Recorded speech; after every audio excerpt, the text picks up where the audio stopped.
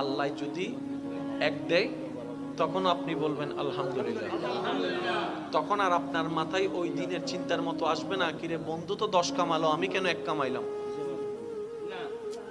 এই চিন্তা আসবে না। তখন চিন্তা আসবে আল্লাহ চাইলে তো একটাও না দিতে পারতেন আমাকে, দয়া করে তো এক দিয়েছেন।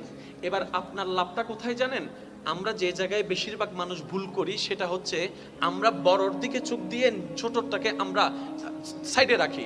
আল্লাহ তাআলা বলে যে তোমার বন্ধুকে 10 দিয়েছি, তোমাকে 1 দিয়েছি, আমি তো তোমাকে পরীক্ষা করছি। যে চালাক সে বলে যে 1 পাইছি আলহামদুলিল্লাহ, 10 যে পেয়েছে তার নজর 20-এর দিকে, সে বলে যে 20 পাইছে, আমি তো 10 পাইছি।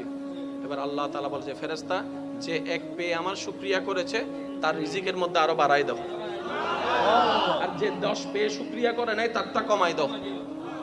সেজন্য মনে রাখবেন, অন্যরা পেতে দেখলে মনে হিংসা আসার আগে আপনি শুধু একটা কথা বলবেন, আলহামদুলিল্লাহ আলহামদুলিল্লাহ আলহামদুলিল্লাহ।